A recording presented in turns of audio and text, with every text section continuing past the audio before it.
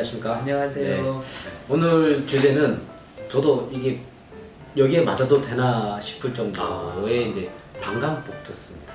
네. 방광 안에 이제 복토스를 만든다는 이제 부분인데요. 방광이 소변을 이 배출하는 기능도 있지만 네. 방광이 소변을 저장하는 기능도 있거든요. 하루에 소변을 보는 시간이 많겠어요? 저장하고 있는 시간이 많겠어요? 갇혀 있는 시간이 저장하는 시간이 저장하고 네. 소변을 이렇게 저장하고 있는 시간이 네. 많겠죠. 정상 성인 일상생활 이렇게 하시는 분들은 별 생각이 없어요. 왜냐하면 항상 저장하고 있는 게 불편하지 않아요. 네. 그런데 이제 뭐 60대, 70대 이렇게 되시면 저장이 잘 안 되세요. 그게 가민성 방광이네요. 그래서 과민성 방광의 증상들이 생기는 겁니다. 특히 뭐 30, 40대 비교적 젊으신 분들도 네. 이런 저장이 잘 안 되는 증상을 호소하시는 분들이 꽤 많으세요. 네, 그래서 꼭 이런 과민성 방광 증후군 또는 과민성 방광이라고 하는 것들이 꼭 연령 많으신 분들만 있는 것이 아니라 젊으신 분들도 꽤 있어요. 예를 들어 시간마다 화장실 가는 아이들이 있었죠. 그리고 꼭 시험 칠 때 중간에 꼭 화장실 가는 친구가 있었을 겁니다. 정답 이렇게 하시는 분이 있을 거니까 그런 사람들은 방광이 예민하신 거예요. 왜 증후군이라고 이름을 붙였냐면 병을 원인을 못 찾기 때문에 증후군 증상들을 나열해서 모아도 그런 거거든요. 그러니까 방광염증이 있을 때 특히 여성분들 같은 경우는 방광염이 평생 한 번 안 걸리는 분이 없습니다. 평생 유병률 100% 누구나 한 번은 다 걸려요. 그렇기 때문에 특히 여성에게 있어서는 방광염과 꼭 감별을 해야 합니다. 방광염증이 생겼을 때 딱 증상이 비슷하시거든요. 그냥 자주 가시고 시원하지도 않으시고 뭐 남아있는 느낌 나시고 딱 똑같으세요. 근데 방광염 있는 분들은 염증이 있으신 거고요.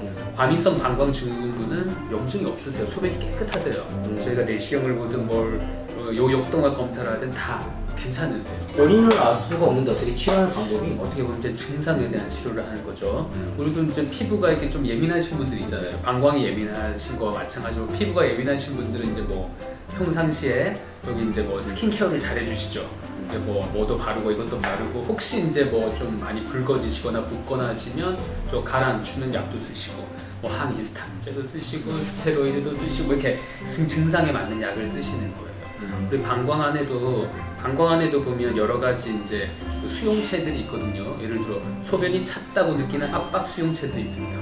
이런 수용체들을 조금 무디게, 감각을 좀 무디게 하는 여러 가지 약들이 나와 있습니다.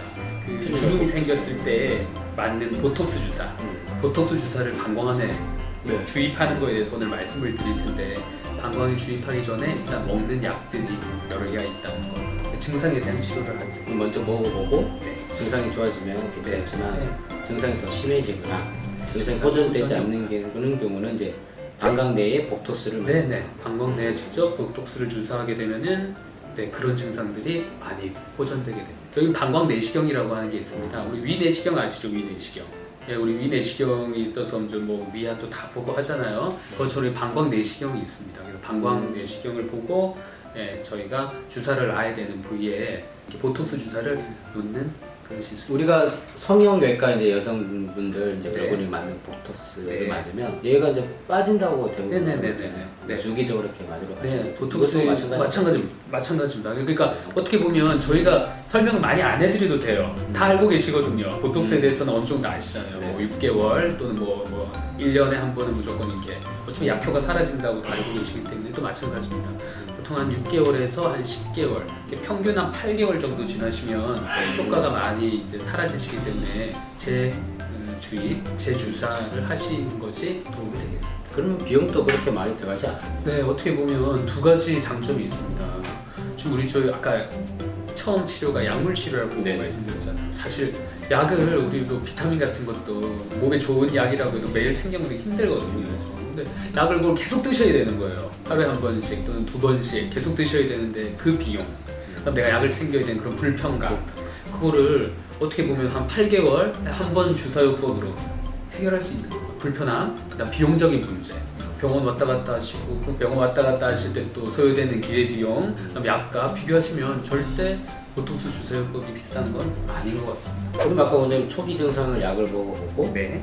호전이 안 되면 방광 복토스를 맞자는데 그러면 처음부터 그냥 복토스 맞으면 되나요? 네, 안 됩니다.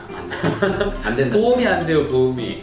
예, 하실 수는 있습니다. 하실 수 있지만 보험이 안 돼요. 이렇게 좋은 거 편한 거 나도 맞을래 다 맞으시면 네, 우리나라 보험 재정이 고갈되기 때문에 어느 정도 턱을 만들어놨어요. 여기 기간이 한 달 정도 약을 복용하신 이후에 평가를 했을 때 호전이 많이 없거나 좀 더 효과가 있었으면 좋겠다고 판단이 하시면 이제 다음 치료로 넘어가게 됩니다.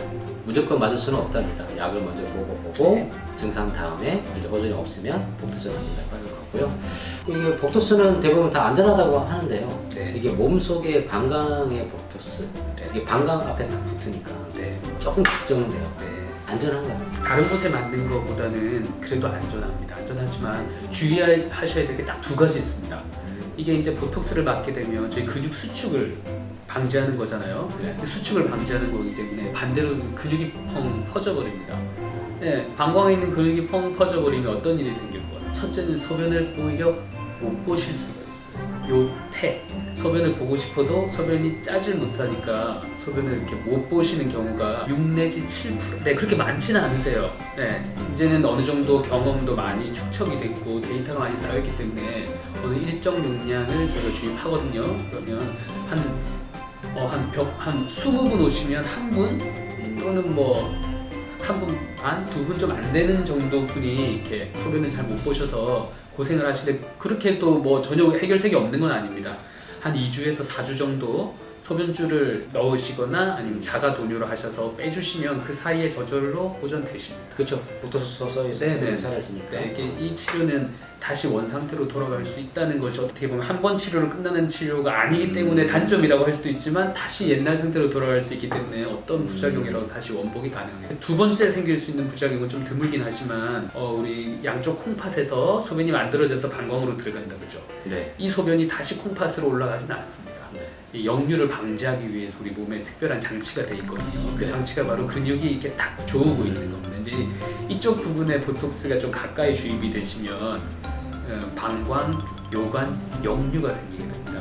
네, 그런 경우에 생기면 혹시 추후에 방광염이 나중에 신우신염으로 올라가실 수 있기 때문에 이런 걸 조심하셔야 되는데 이런 류는 이제 많이 없습니다. 거의 없습니다. 한 뭐 2, 3% 이내로 생각하셔도 되겠습니다. 저희가 보톡스 놓는 위치를 요관부를 피해서 놓으시면 되기 때문에 이런 좀 걱정이 없으시고 제일 많이 생기신 건 첫 번째 말씀드린 한 2주에서 4주 정도의 요폐가 생길 수 있는 확률이 한 20분 중에 한 분 또는 두 분 정도 있을 수 있다. 그런 시간 지나면 서서히 좋아진다. 네. 그렇게 위험한 건 아니에요. 위험한 건 아닙니다. 쉽게 말하면 그래서 방광 복토스가 있다.